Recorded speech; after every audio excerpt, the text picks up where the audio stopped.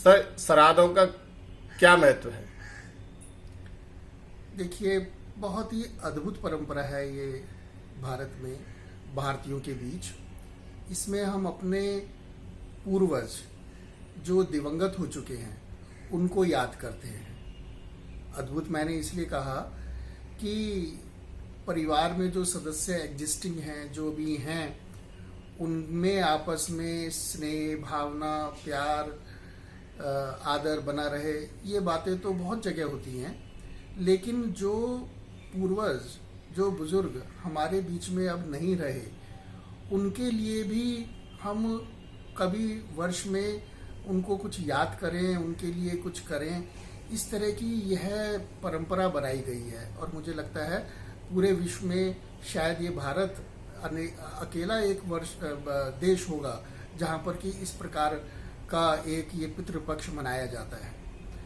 महत्व की बात आपने की, तो देखिए, भारत के कोई भी आप रीति रिवाज, पर्व, उत्सव ले लीजिएगा तो उसमें दो बातें बहुत निकल कर आती हैं, जो कॉमन बातें हैं मैं समझता हूँ। एक है सामूहिकता का बोध। हम चाहे वो 4 धाम बने हों, या कुंभ का मेला हो, या और किसी प्रकार के रीति रिवाज या तीज त्योहार, कोई हम अकेले नहीं करते। आपस में मिल बैठकर उनको हम मनाते हैं, उस उत्सव को करते हैं, उस परंपरा को निभाते हैं। पितृपक्ष में भी ऐसा नहीं है कि परिवार का एक सदस्य बैठकर और इस पितृपक्ष की जो परंपरा है या जो रीति रिवाज है उसको पूरा कर लेगा, ऐसा नहीं है। परिवार के सभी सदस्य बैठते हैं और अपने उन पूर्वजों को याद करते हैं। याद करने का विधि विधान है, उस पर हम अभी बाद में बात करेंगे। लेकिन दूसरी बात मैं कहना चाहूँगा, एक तो सामूहिकता की बात, और दूसरी बात है भावना का सरोकार होना। अनेक बार कहा जाता है कि ये भारतीय तो बहुत भावुक होते हैं, थोड़ी सी बात पर ही अत्यंत भावुकता में आ जाते हैं, वो इसे एक कमजोरी मानते हैं। लेकिन मैं फोकस न्यूज़ के माध्यम से ये कहना चाहूँगा कि यह भावना प्रधान समाज का होना, यह हमारी कमजोरी नहीं, यह हमारी मजबूती है, यह हमारी स्ट्रेंथ है।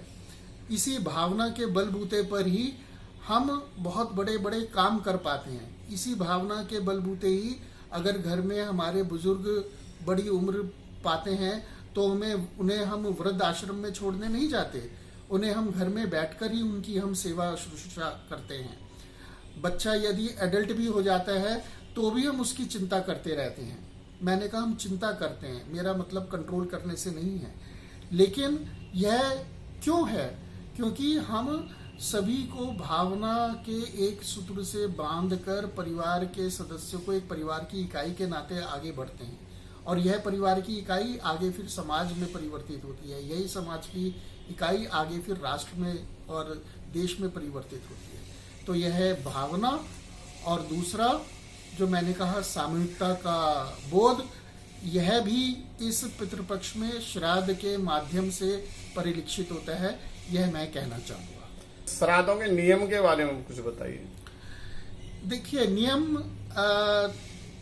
में हम किस प्रकार की बातें करते हैं, हम यह समझते हैं, यह मानते हैं कि वह जो पूर्वज जो हमारे दिवंगत हो गए हैं वो इस समय उपस्थित हैं और उनका हम आशीर्वाद लेते हैं।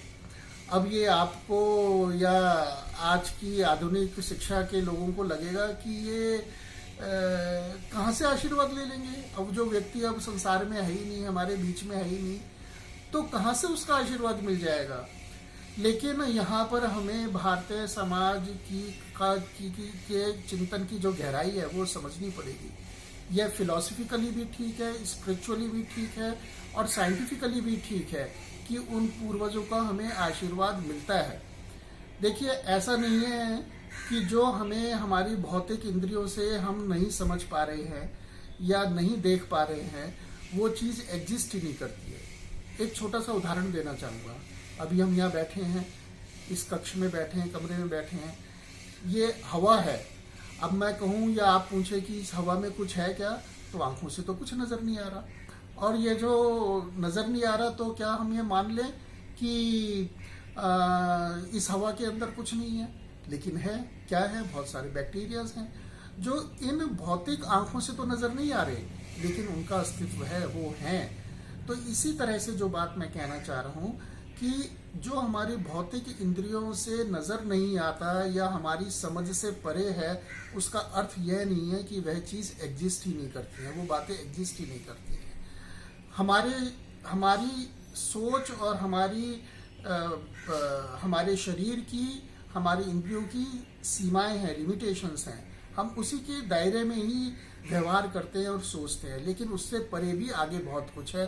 तो पूर्वजों का आशीर्वाद हमें मिलता है और विधि विधान के तहत हम किसी ब्राह्मण को, या ब्राह्मण का अर्थ जातिवाद ब्राह्मण से नहीं है, हम किसी व्यक्ति को उसके साथ हम उसको भोजन कराते हैं, वस्त्र इत्यादि देते हैं, दान देते हैं।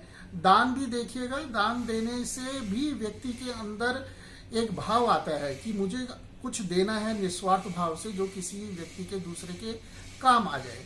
तो इस प्रकार की बड़ी भावना के साथ यह पितृपक्ष मनाया जाता है। और जैसे मैंने कहा कि हम जो पूर्वजों को याद करते हैं, तो उससे अपना अहम भी खत्म होता है। धीरे धीरे जब व्यक्ति की मृत्यु हो जाती है, उसकी याद हमारी दिमागों में धुंधली होती चली जाती है। इस पितृपक्ष के कारण हम उनको दोबारा याद करते हैं और मन में यह एहसास आता है कि आज जो कुछ हैं, हम इन पूर्वजों के कारण ही हैं। उन्होंने जो हमारे को बनाने में योगदान दिया था, हम उसको दोबारा से याद करते हैं, रिवाइव करते हैं। अपने अंदर की जो ईगो है, अहम है, वो हमारे अंदर भी कम होता है। इस प्रकार से ये मल्टीफेसेटेड डायमेंशंस इस श्राद्ध पक्ष के कारण है। मैं समझता हूँ इसको पूरे विधि विधान के साथ और श्रद्धा पूर्वक, श्राद्ध शब्द ही श्रद्धा से निकला है, श्रद्धा पूर्वक इसको हमें करना चाहिए, मनाना चाहिए। केवल औपचारिकता नहीं निभानी चाहिए और पूरे आदर सम्मान के साथ अपने पूर्वजों को याद करके उनका आशीर्वाद ग्रहण करना चाहिए। यह मैं फोकस न्यूज के माध्यम से कहना चाहूँगा। Thank you sir, focus news से बात करने के लिए धन्यवाद।